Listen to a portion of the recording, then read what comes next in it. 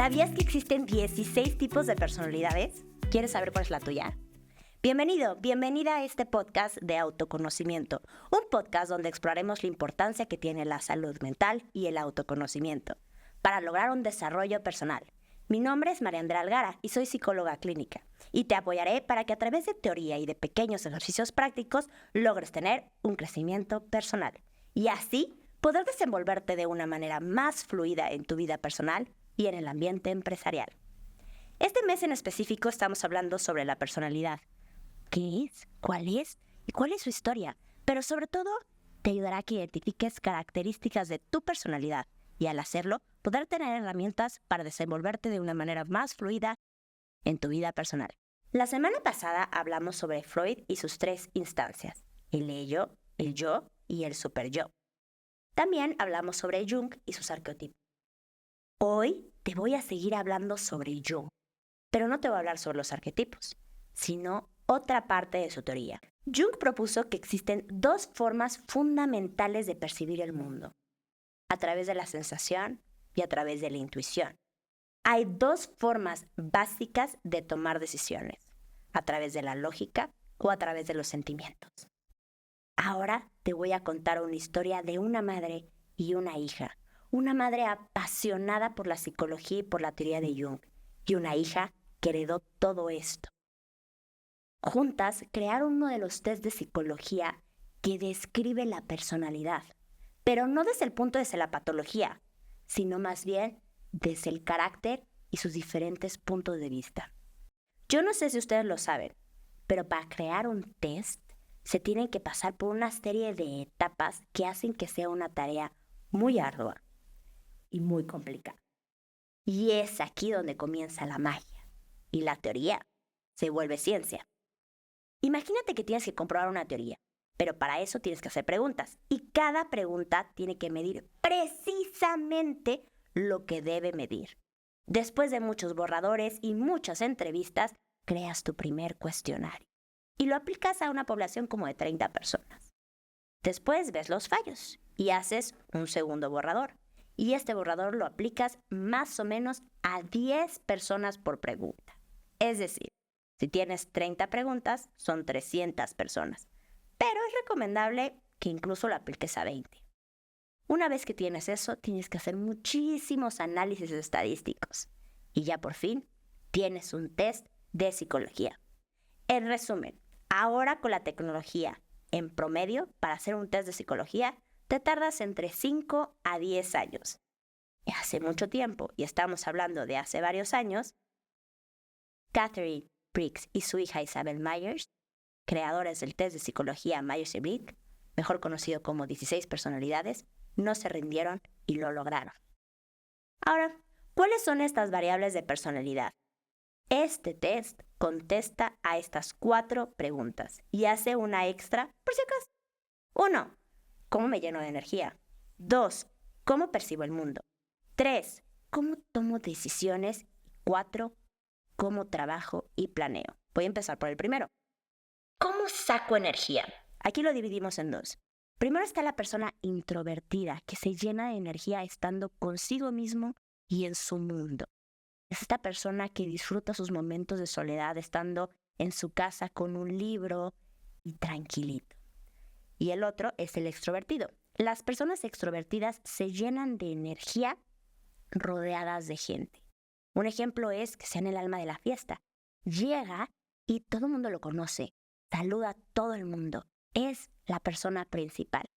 Como decía, se llenan de energía rodeados de personas. Número 2. ¿Cómo percibo el mundo? Aquí se vuelve a dividir en 2 partes. El primero es a través de la intuición, a través del pensamiento y de la imaginación, de las deducciones. Te voy a poner un ejemplo. Vamos a suponer que estás en un restaurante y de repente llega una familia.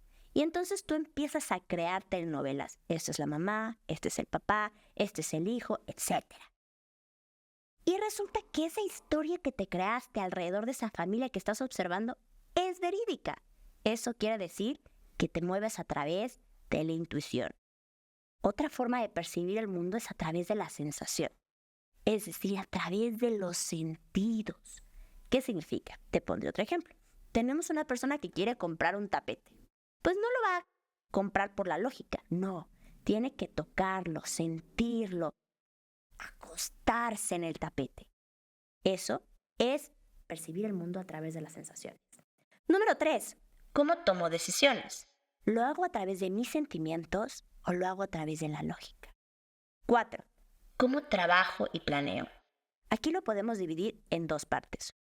Uno, juzgar y otro, improvisar. ¿Cuál es la diferencia? El que juzga, más bien planifica todo. Necesita una estructura, listas, una agenda, nombrar todo por orden. En cambio, el que improvisa va haciéndolo como va surgiendo las cosas. Te voy a ejemplificar esto. Vamos a suponer que tenemos 2 amigos. Uno que es muy estructurado. Ella tiene el plan de viaje, tiene los hoteles, tiene dónde van a dormir, qué van a hacer. Tiene planificado hora por hora.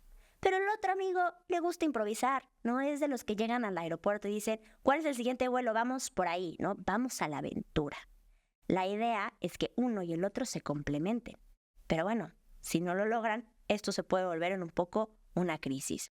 La última pregunta, que es la extra, es la número 5. ¿Confío en mis habilidades? Y aquí nos volvemos a dividir en 2 partes. Uno es el asertivo. Es el que verdaderamente confía y no se preocupa de lo que está haciendo.